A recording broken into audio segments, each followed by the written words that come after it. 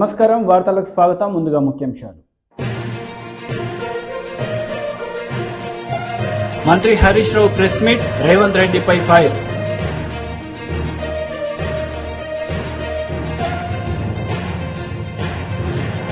మీ కుటుంబాన్ని అభివృద్ధి చేసే శక్తి మీ చేతికి ఇస్తున్నా నారా చంద్రబాబు నాయుడు.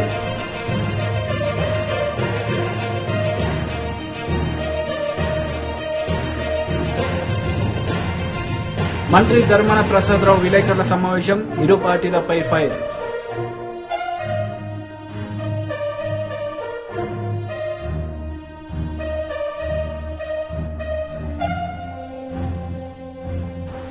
పలు అభివృద్ధి కార్యక్రమాలకు శంకుస్థాపన చేసిన మంత్రి కేటీఆర్.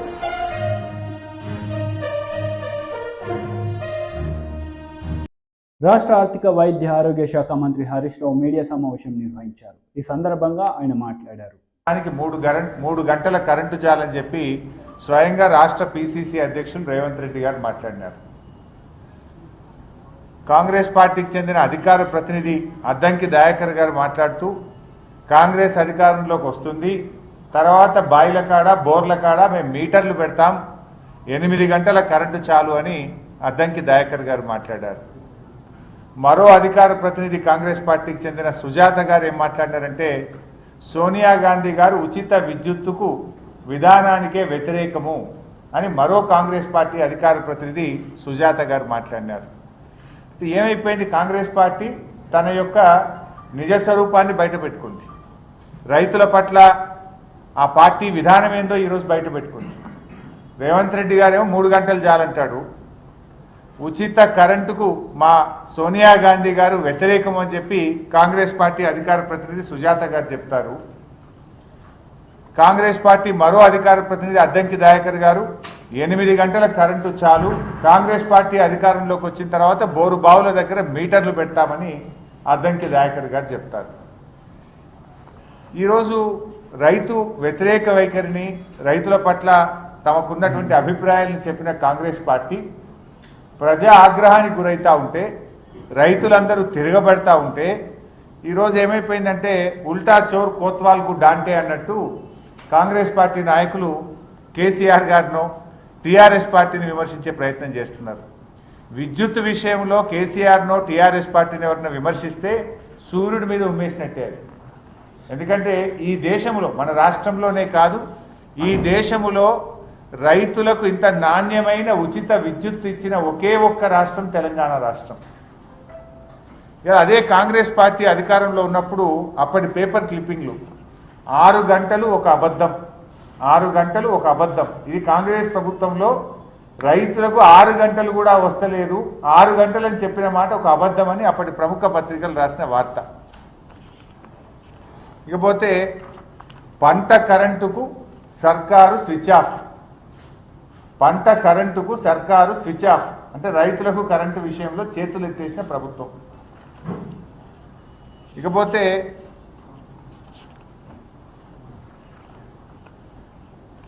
చేలకు చీకట్లు, చేలకు చీకట్లు అంటే ఇప్పటికే వ్యవసాయానికి విచ్చలవిడిగా కోతలు, కొన్ని ప్రాంతాల్లో మొత్తానికే సరఫరా ఆగిపోతుంది, రైతులకు కేవలం 4-5 గంటల కరెంటే వస్తుంది, వ్యవసాయానికి 4-5 గంటల కరెంటే వస్తుంది. ఎప్పుడు ఇది కాంగ్రెస్ ప్రభుత్వం 10 ఏళ్ళు ఈ రాష్ట్రాన్ని పరిపాలించినప్పుడు రైతులకు కేవలం 4-5 గంటల కరెంటే వస్తుంది. ఇకపోతే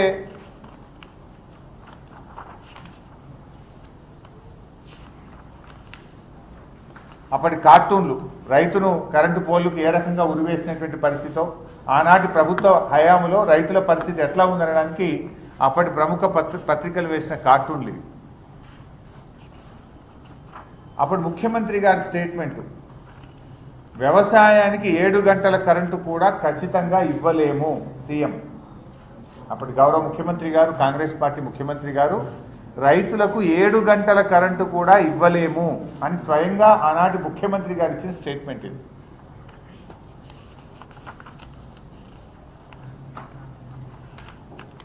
వ్యవసాయానికి అర్ధరాత్రి కరెంటు, పగటిపూట 2 గంటలు కూడా రావడం లేదు.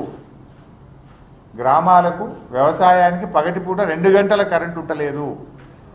ఇది కాంగ్రెస్ ప్రభుత్వ హయాంలో ఆనాటి వార్తలు ఇవన్నీ. అంటే ఆ రోజు కాంగ్రెస్ పాలన ఎట్లా ఉందో మళ్ళీ మేము అధికారంలోకి వస్తే పాత పాలన తెస్తామని కాంగ్రెస్ నాయకులు చెప్పకనే నిన్న చెప్పారు.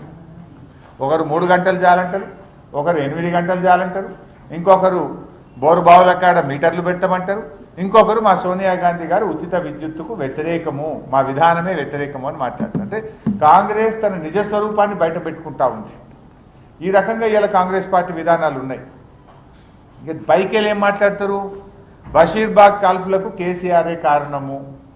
ఇంతకంటే ఒక జోక్ ఉంటుందా? ఈ రాష్ట్రంలో మీరు సీనియర్ జర్నలిస్టులు ఉన్నారు, ఇక్కడ మీరే సాక్ష్యం దానికి. అసలు తెలంగాణ ఉద్యమం పుట్టిందే విద్యుత్తులో నుంచి. డైపుక్ మరియు నికోమాక్ తైకిషా క్లీన్ రూమ్స్ ప్రైవేట్ లిమిటెడ్ శంకుస్థాపన చేశారు మంత్రి కేటీఆర్. ఈ సందర్భంగా ఆయన ప్రసంగించారు. Philosophy. If you're able to give that confidence to your investors or to your people that their tomorrow is going to be better than today in your leadership, then I think you'll certainly succeed in life. My compliments to you on teaching us something truly important.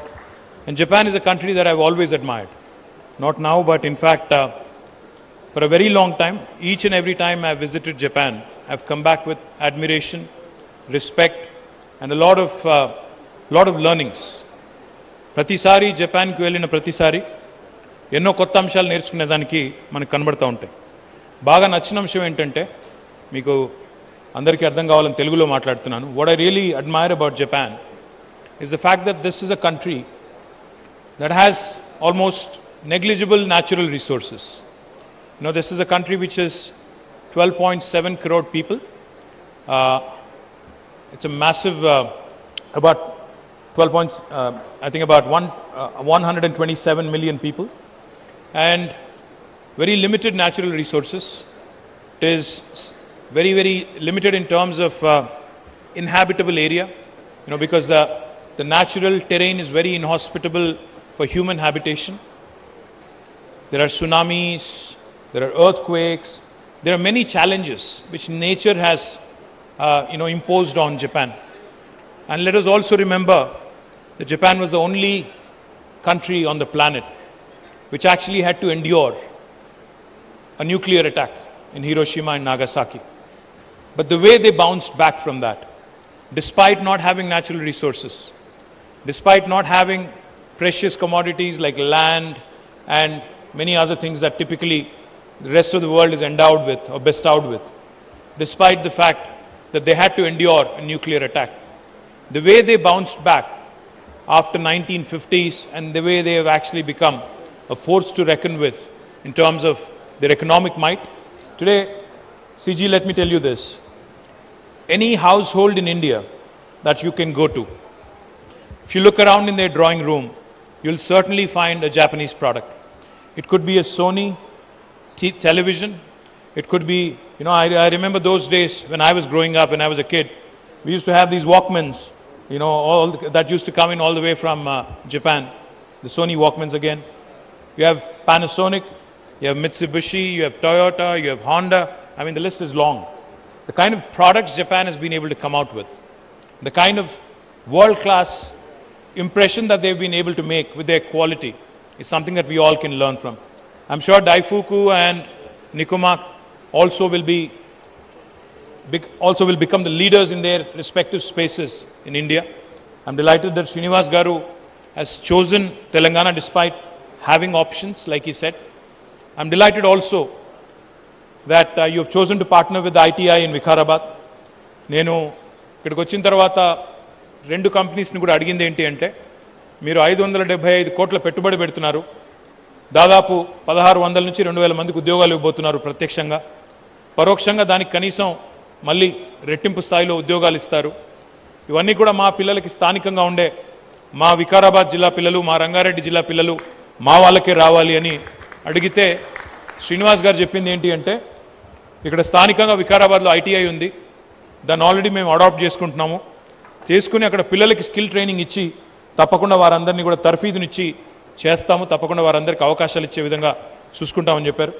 Srinivas garu, I have to tell you, this place where we are seated today, Chandanvelli and Sitarampur, I definitely would be remiss if I don't mention the efforts of my brother Patnam Avinash Reddy, Prabhakar Reddy, ఇప్పుడున్న వాళ్ళందరూ కష్టపడి, కార్తిక్ రెడ్డి గారు కష్టపడి వాళ్ళందరూ కూడా ఈ స్థలం సేకరించే క్రమంలో, పట్నం నరేందర్ రెడ్డి గారు కష్టపడి ఈ స్థలం సేకరించిన తర్వాతనే ఈరోజు ఇంత పెద్ద ఎత్తున ఇండస్ట్రీస్ ఇక్కడికి వస్తూ ఉన్నాయి. వెల్స్పన్ ఇక్కడే ఉంది, మైక్రోసాఫ్ట్ ఇక్కడ ఉంది, పక్కనే ఎస్టర్ ఉంది, ఇక్కడ జాపనీస్ కంపెనీస్ వచ్చినాయి, అమెజాన్ ఇక్కడే ఉంది, ఆస్ట్రల్ ఉంది, ఇంకా చాలా కంపెనీస్ ఇప్పుడు ఒకటి రెండు కాదు ఈవీ మ్యానుఫ్యాక్చరర్స్ వస్తూ ఉన్నారు. This will probably become the most important industrial cluster in the entire state of Telangana in terms of its value that it has been able to capture. So you have chosen very rightly, you have chosen wonderful facility. All I would request of the Japanese CG as well. CG, I know that Chennai BJP బూర Narasayya Goud press meet నిర్వహించారు. ఈ సందర్భంగా పలు అంశాలపై ఆయన మాట్లాడారు. మళ్ళీ నియోజకవర్గానికి 300 కోట్లు ఇస్తాడంట, 300 మందికే ఇస్తాడంట. ఇది నిరంతర ప్రక్రియ అంట. అంటే ఈ లెక్కన అందరికీ లక్ష భిక్షం వేస్తే దాదాపు 200-300 సంవత్సరాలు అవుతుందేమో. ఆయన మా కొడుకు తర్వాత మనవడు, మనవడు తర్వాత ముది మనవడు, ముది మనవడు తర్వాత ముది మనవడు, వాళ్ళందరూ రాజ్యం వెళ్ళా కూడా ఈ లక్ష భిక్ష ప్రోగ్రాం అమలు కాదు. ఈ సందర్భంగా నేను డిమాండ్ చేస్తున్నాను, ప్రశ్నిస్తున్నాను. ఇక మాకు ముచ్చటగా 3 బీసీ మంత్రులు ఉన్నారు, ముచ్చటగా 3 బీసీ మంత్రులు ఉన్నారు. వాళ్ళ 3 చూస్తే నాకేం గుర్తొస్తుందంటే, గాంధీ 3 కోతులు ఏదైతే మాకున్నది కదా, చూడరు, వినరు, మాట్లాడరు, అది గాంధీ కోతులు. ఇక్కడ 3 కేసీఆర్ కోతులు. బీసీల సమస్యలు వినరు, బీసీల సమస్యలు మాట్లాడరు, బీసీల సమస్యలు చూడరు. ఇవి కేసీఆర్ కోతులు. డబ్బా కొట్టమంటే మాత్రం 17 మంత్రుల్లో వీళ్ళే ఫస్ట్ ఉంటారు. ఒకళ్ళేమో కేసీఆర్ దేవుడు అంటాడు, ఓడేమో కేసీఆర్ అవినవ జ్యోతిరావు ఫూలే అంటారు. డబ్బా కొట్టడానికి కూడా కనీసం మాకు ఆర్బీసీ డబ్ల్యూసీ ఉండాలి కదా, చీము రక్తం ఉండాలి కదా. డబ్బా కొట్టడానికి కూడా ఏదన్నా చేస్తే డబ్బా కొట్టవచ్చు, చెయ్య ముందుకే డబ్బా కొడతావు. ఇతర ఏ సామాజిక మంత్రులు కూడా కేసీఆర్కు డబ్బా కొట్టారు, వాళ్ళ సామాజిక వర్గానికి ఏమైనా చేసినా కూడా డబ్బా కొట్టారు, కానీ చేయ ముందుకే డబ్బా కొడతారు. ఈ దిక్కుమాలిన కోతలు మాకు వాళ్ళకేంటంటే కేసీఆర్ చూస్తూనే, కేసీఆర్ లాంగ్వేజ్లో చెప్పాలంటే లాగులు పాయింట్లు అన్నీ తడుస్తాయి. ఇంకో మంత్రి, ఈ సందర్భంగా నేను హెచ్చరిస్తున్నా, ఇంకో మంత్రి ఏం చేశాడు నేను ప్రశ్నిస్తున్నా. 2 మరి ఇతర వర్గాలకు 10 లక్షలు ఇచ్చి బీసీలకు 1 లక్ష ఏందండి? పేదరికం కామన్ కదా, పేదోడే. ఆడు బీసీగా, ఓసీగా, ఎస్సీనా, ఎస్టీనా, ఎవడైనా కావచ్చు, పేదోడే. మరి ఓన్లీ బీసీలకు 1 లక్ష ఏంటి? అందులో మన 10% పోదైపోయా 10,000 రూపాయలు వాళ్ళకు. ఈ వివక్ష అండి. మరి బీఆర్ఎస్ మంత్రులు అంటారు ఈ మధ్య, మేము దళితులకు 10 లక్షలు ఇస్తున్నాం, మీరు బీసీలకు కేంద్రానికి ఆడుకోండి అని బాటంగా సిగ్గుగా లజ్జ లేకుండా మాట్లాడుతున్నారు. మరి మేమే బీజేపీని మాట్లాడాలంటే 52% ఉన్నటువంటి 1,60,00,000 ఓట్లు ఉన్నటువంటి బీసీలు మేము కూడా ఇల్లు తిరుగుతాం. మరి ఓట్లు కూడా బీజేపీ పార్టీకి ఏమంటాం? బరాబర్ మా తెలంగాణ గవర్నమెంట్ వచ్చిన తర్వాత బీసీలకు అన్ని వర్గాలలాగా మేము కూడా బీసీ బంధు ప్రకటిస్తాం.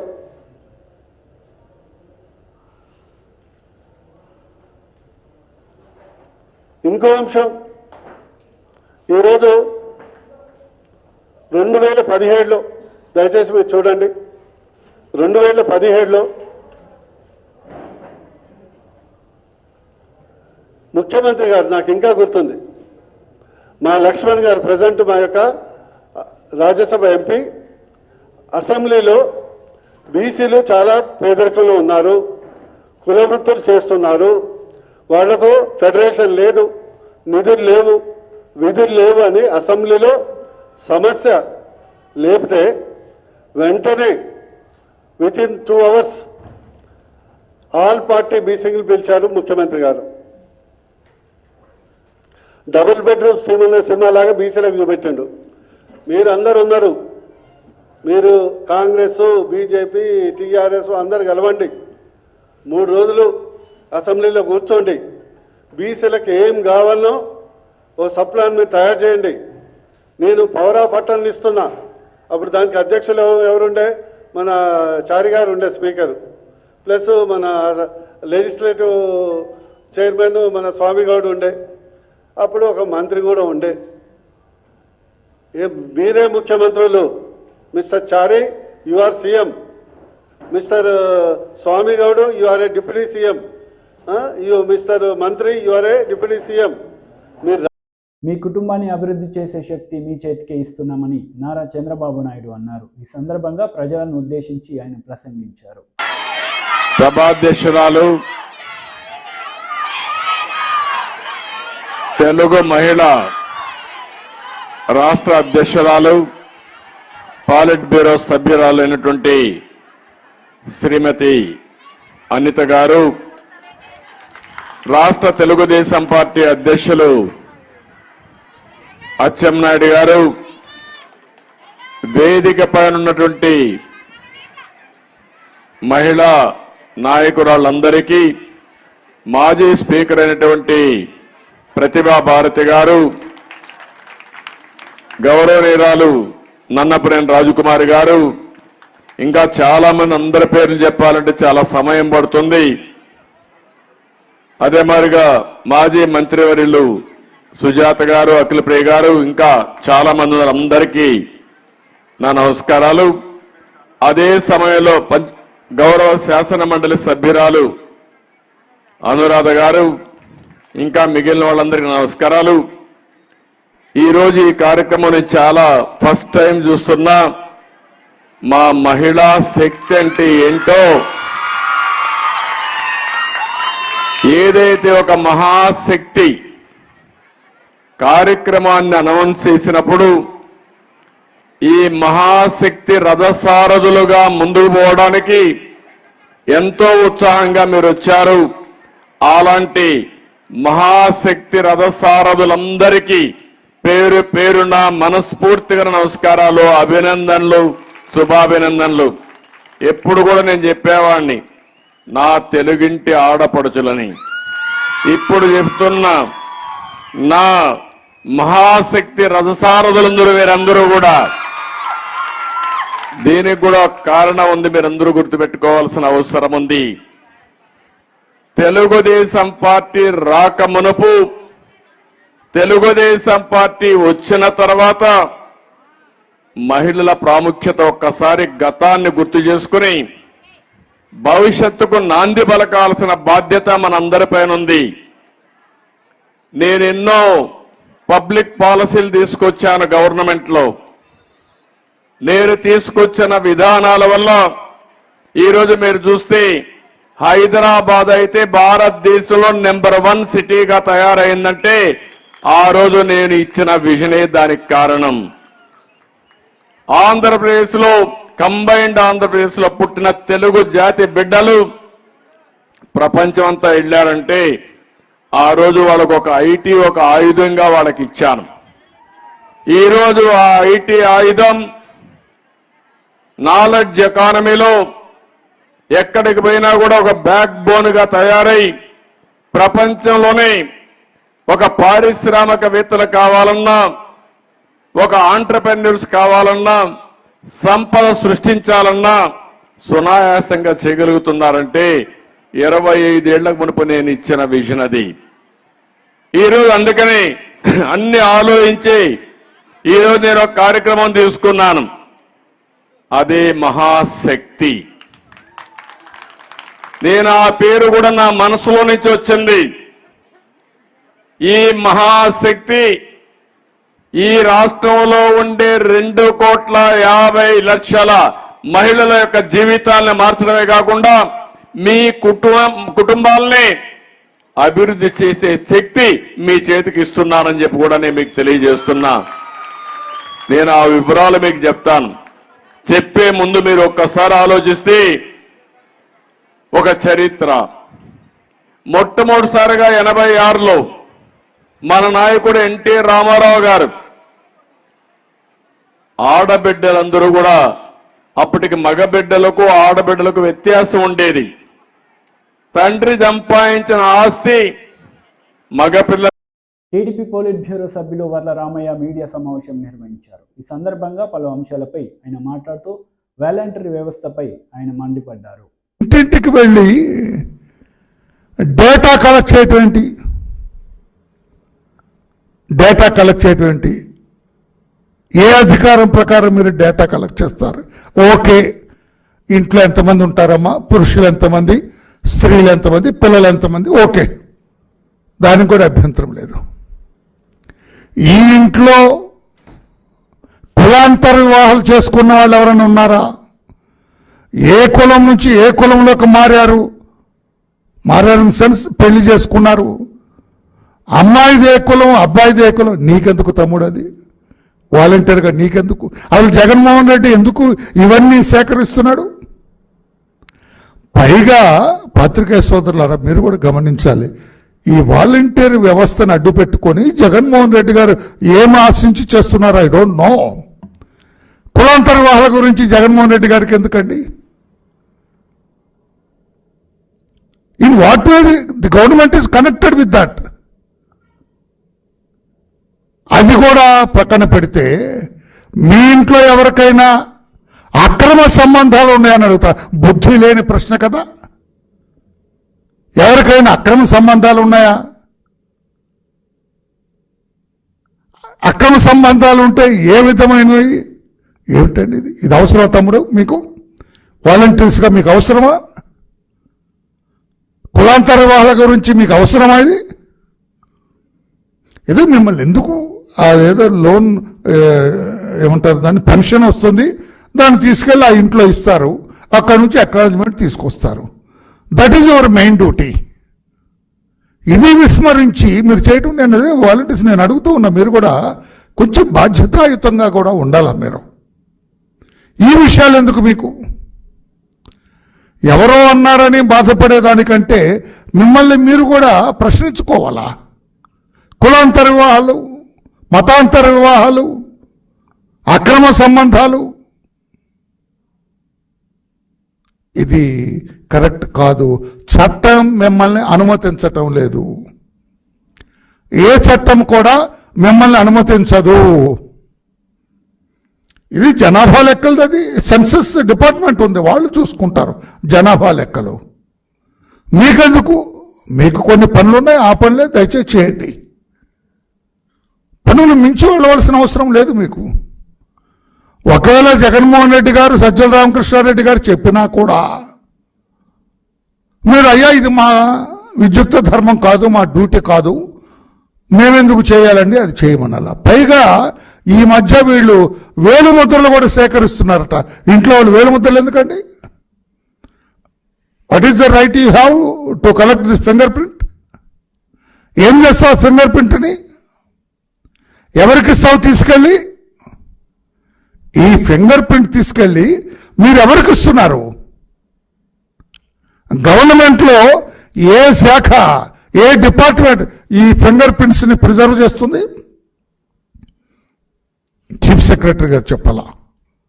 ప్రభుత్వంలో ఏ శాఖ ఈ ఫింగర్ ప్రింట్స్ ప్రిజర్వ్ చేస్తుంది? దేనికోసం ఫింగర్ ప్రింట్స్ మీరు సేకరిస్తున్నారు?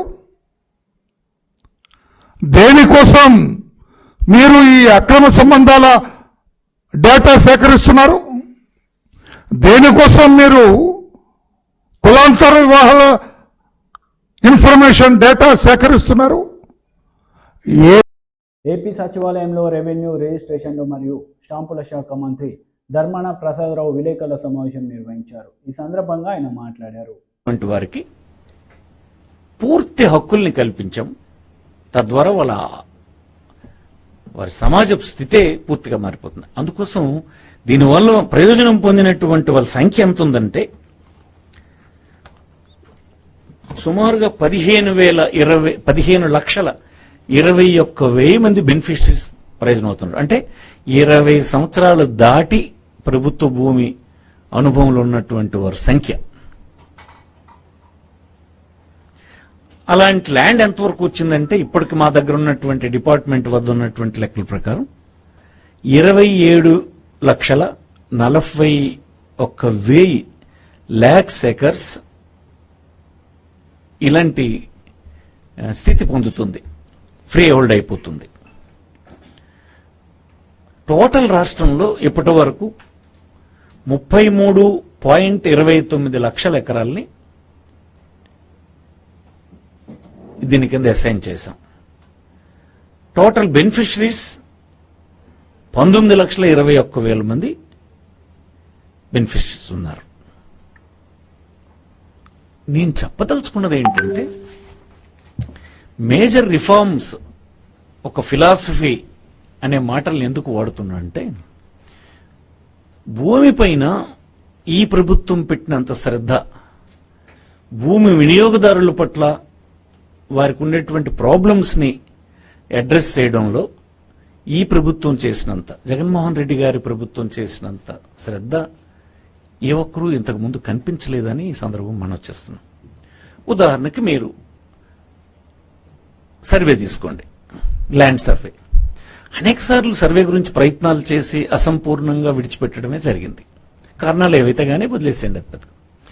ఈనాడు సర్వేని ఈ దేశంలోనే సక్సెస్ఫుల్ గా ముందుకు తీసుకెళ్తున్నటువంటి రాష్ట్రంగా అసదుద్దీన్ ఓవైసీ ప్రెస్ మీట్ నిర్వహించారు. ఈ సందర్భంగా పలు అంశాలపై ఆయన మాట్లాడారు. Favor of the religious morality of the majority community. ये पूरा यूसीसी का जो डिबेट है, religious majority of majority community को आप इंपोज करना चाह रहे सबके ऊपर. The starkest example of this is the law of divorce. इसका एग्जाम्पल दे रहा हूं आपको. जो consultation paper 21st law commission दिया था, consultation paper proposes that unilateral divorce by a Muslim man should be penalized. The debate in public domain has vilified unilateral divorce, which in turn has prompted petition Supreme Court challenging talaq-e-ahsan, talaq-e-hasan. The two, अब दो ही बचे हुए हैं, the two remaining forms of unilateral divorce by Muslim man. हम ये क्यों बोल रहे? The underlying assumption debate has always been the process of divorce under Hindu Marriage Act 1956 is a superior method. यही तो बोरो मेजॉरिटी जो मोरालिटी है. When one more or more of adultery, cruelty, desertion, unsoundness of mind or conversion or other faith has to be alleged and proved before a court in trial before divorce can be granted. Hindu marriage act में आपको बताना पड़ता है adultery, cruelty, desertion, unsoundness of mind, conversion to other faith, और उसको court में proof करना पड़ता है before divorce is granted. Similarly, grounds are seen in Divorce Act of 1869 of Christians. This applies to divorce between Christian and Special Marriage Act. That is usually cited as a shining example of egalitarian uniform law. अब आप इस्लाम में क्या है देख लो आप. इस्लाम में ये है कि पहले तो आप हिंदुइज्म में हम बता दिए आपको कि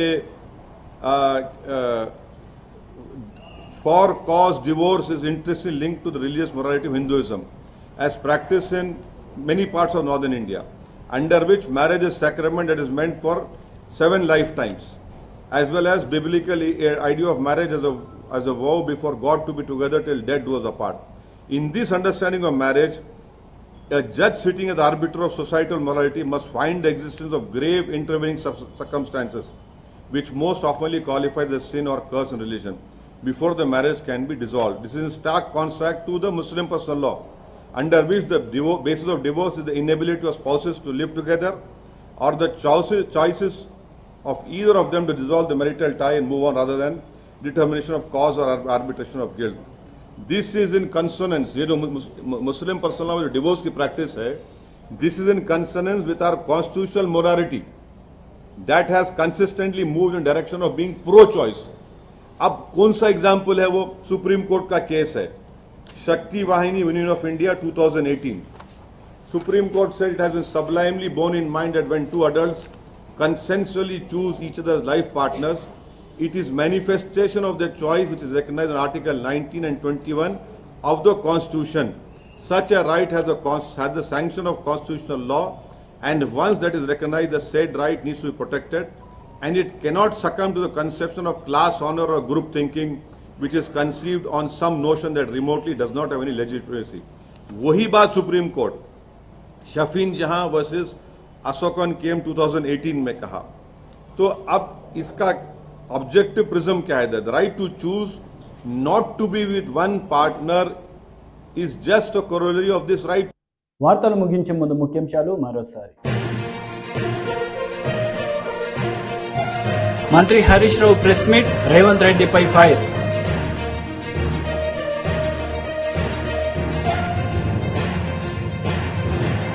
మీ కుటుంబాన్ని అభివృద్ధి చేసే శక్తి మీ చేతికి ఇస్తున్నా నారా చంద్రబాబు నాయుడు.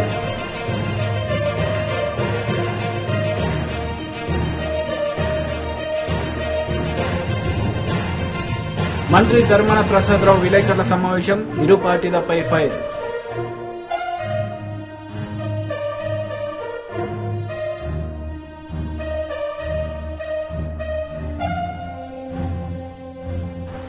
పలు అభివృద్ధి కార్యక్రమాలకు శంకుస్థాపన చేసిన మంత్రి కేటీఆర్.